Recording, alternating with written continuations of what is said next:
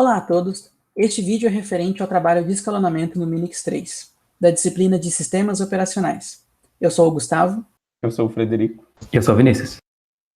O Minix, devido ao seu projeto de microkernel, tem uma quantidade bem pequena de processos que são executados em modo de kernel, com grandes partes dos sistemas sendo executados em modo de usuário, de modo diferente do Linux, que sendo um kernel monolítico realiza uma grande quantidade de funções em espaço de kernel. Para o Minix, então, o escalonador de processos de usuário tem importância extra, já que terá que lidar com uma quantidade de processos bem maior do que terá que lidar com o escalonador de kernel. Deste modo é vital que o Minix consiga estabelecer um escalonador justo e responsivo em espaço de usuário. Os algoritmos de escalonamento servem para implementar políticas que controlam a execução de múltiplos processos, uma vez que cada CPU pode ser acessada por apenas um processo por vez. Em geral, esses algoritmos prezam por justiça, isto é, fazer com que cada processo tenha um tempo justo de CPU, e também por equilíbrio, tentando manter sempre todas as partes do sistema ocupadas. Mais especificamente, para os sistemas interativos, fatores importantes são o tempo de resposta e também a proporcionalidade, cumprindo as expectativas do usuário. Então, para esse trabalho, a gente escolheu os algoritmos circular, que é conhecido como round robin, e também o escalonamento por loteria. E, além disso, a gente comparou, com o escalonador padrão do Minix 3, que ele utiliza múltiplas filas de prioridade. O escalonamento por chaveamento circular, popularmente conhecido como round robin, é um dos mais simples de se implementar. O seu funcionamento se baseia em uma lista de processos, onde a CPU executa sempre a cabeça da lista, ou seja, o primeiro processo. Ao término dessa execução, a CPU coloca esse processo, então, no final da lista, como pode ser observado na imagem.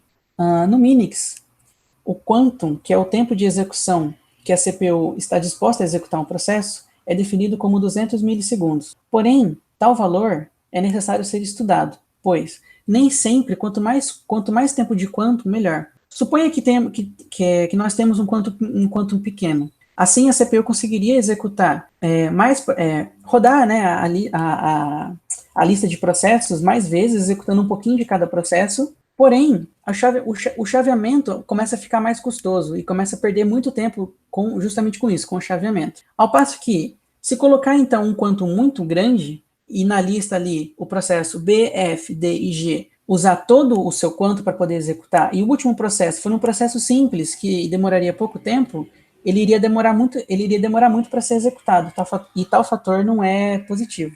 O escalonamento padrão no Minix 3 utiliza 16 filas de prioridade, de 0 até 15, onde 0 é mais importante e 15 é menos importante. Então, a fila 0, geralmente, nela estão tarefas e processos do sistema. A fila 15 ela é reservada para processos em idle, e as filas de 7 a 14 geralmente possuem processos de usuário. A implementação desse escalonador ela é feita tanto no espaço do núcleo quanto do usuário. Então, a parte que fica no núcleo, ela fica principalmente nesses arquivos proc.c e proc.h. Proc.h possui a tabela de processos, a parte implementada no núcleo é responsável pelo gerenciamento de cada fila individual, isso é, as funções de enfileirar, desenfileirar, escolher qual processo será executado, e também é responsável por enviar mensagens ao escalonador de espaço de usuário, avisando quando um processo termina seu quantum, por exemplo, dado que a tabela de processos fica no kernel. E a parte que fica no espaço do usuário, eu coloquei aqui alguns dos arquivos que ficam nessa pasta aqui, possui implementação de funções relacionadas às prioridades, Então, as funções, por exemplo, uma função do nice que faz a troca das prioridades.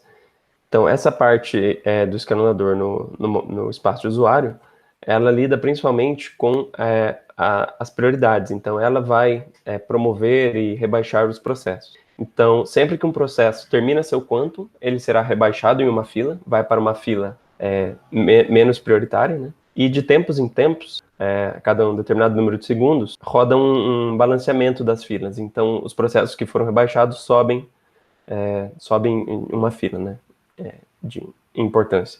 Então, processos que utilizam muito a CPU, sequencialmente, vão acabar ficando em filas menos prioritárias.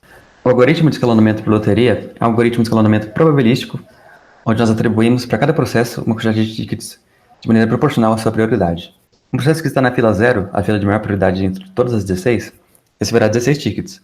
Um processo na fila 1 vai passar a receber 15 tickets.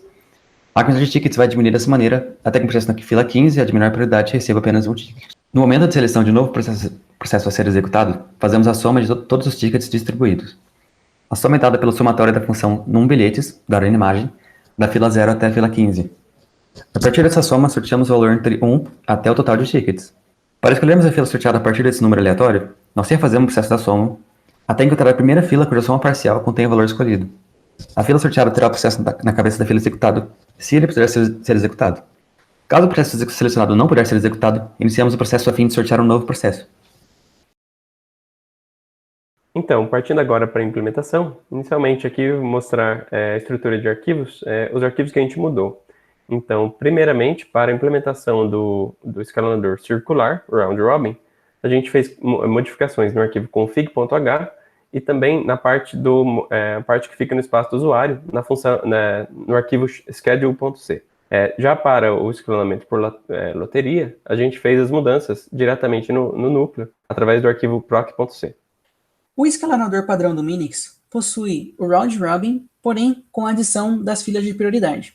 Para tanto, a nossa estratégia então foi reduzir as filas de prioridade para que os processos de nível de usuário sejam executados apenas em uma fila, garantindo assim a execução do round robin.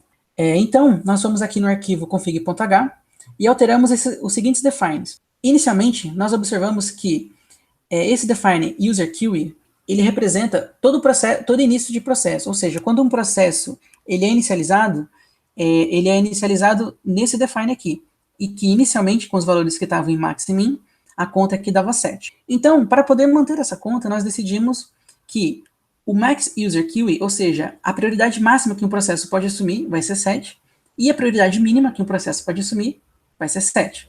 Então, se nós fizermos a conta aqui, vai ficar 7 menos 7, 0, dividido por 2, 0, mais user queue, 7, garantindo assim a conta. Além dessas mudanças, né, da prioridade máxima, mínima e da inicial dos processos de usuário, fixando esses processos na fila 7, nas funções aqui do arquivo schedule.c, que fazem alteração dessas prioridades, a gente vai fazer esse bloqueio, não vai fazer mais essas mudanças. Então, essa é a função do noQuanto, ela é executada quando o escalador aqui do espaço de usuário recebe a mensagem de que um processo finalizou seu quantum.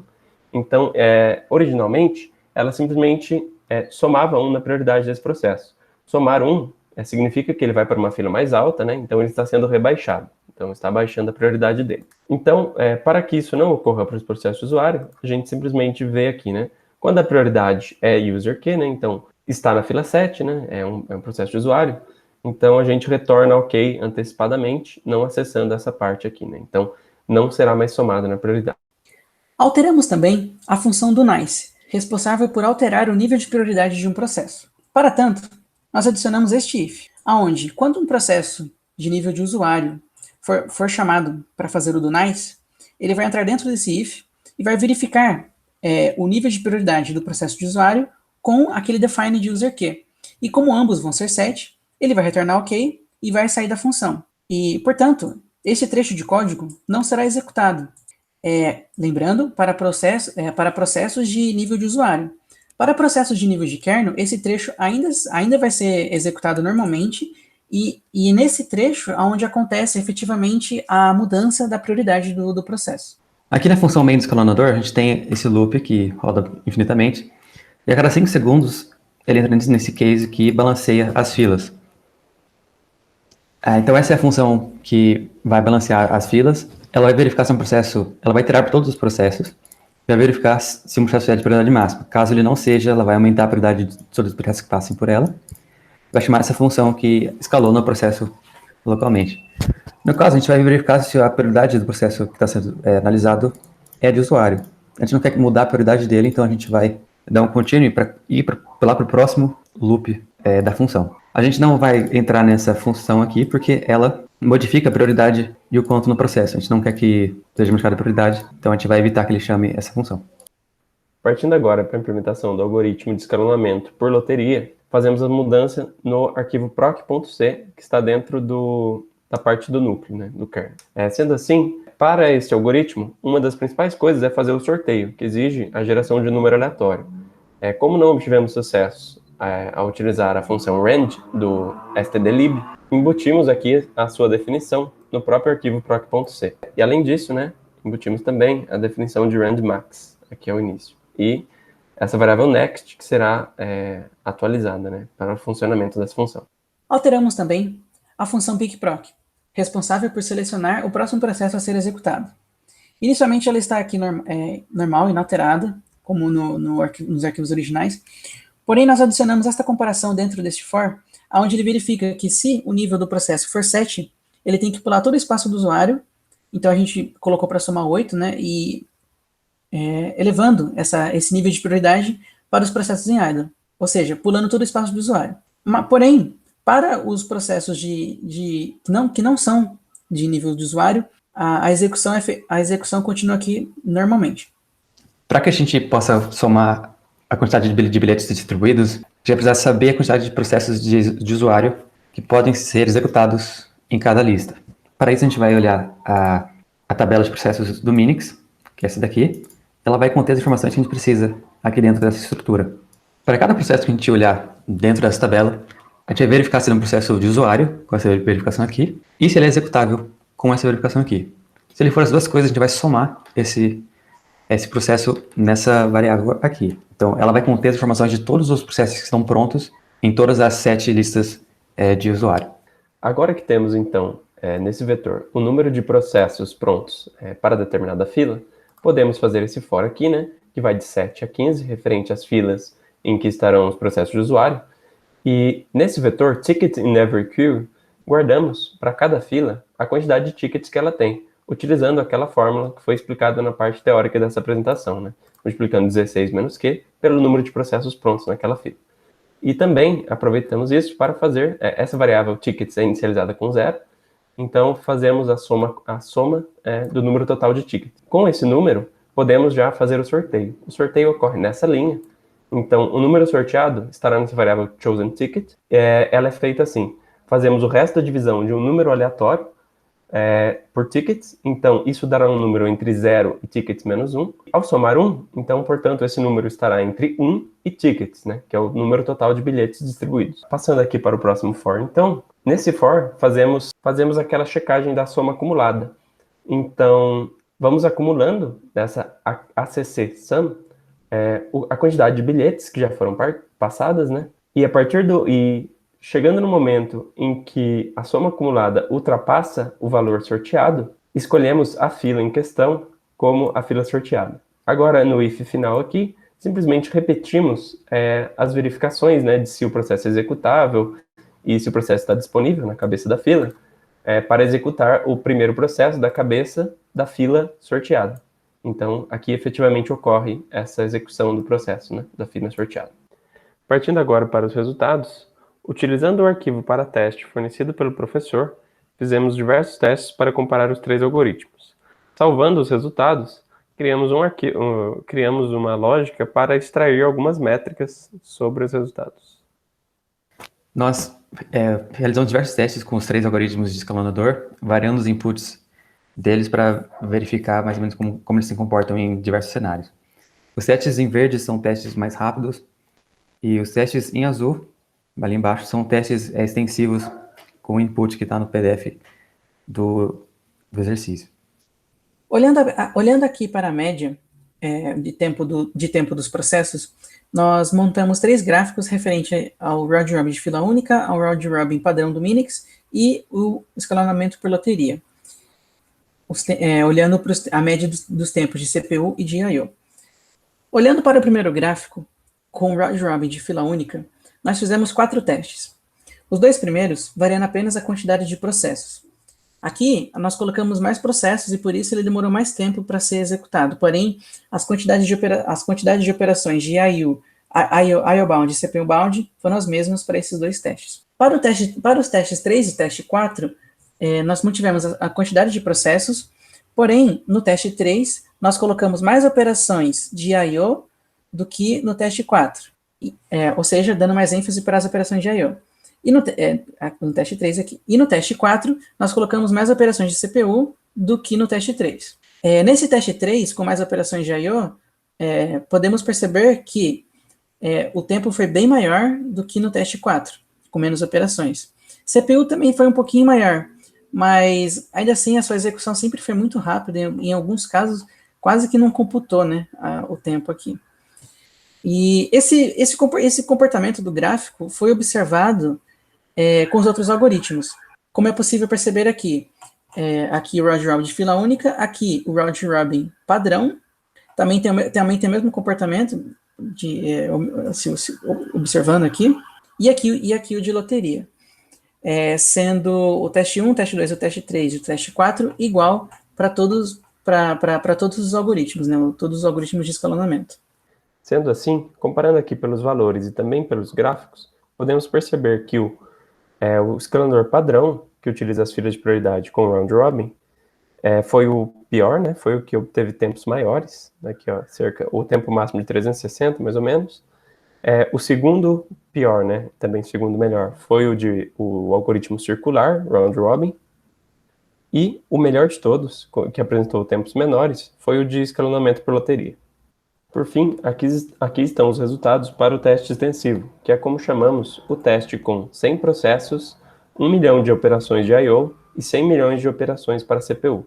Nesse teste, podemos notar que o escalador padrão obteve um tempo muito inferior aos escaladores implementados. Então ele foi muito melhor. E dentre os implementados, podemos notar que o de loteria apresentou um tempo menor do que o round robin, né, por chaveamento circular.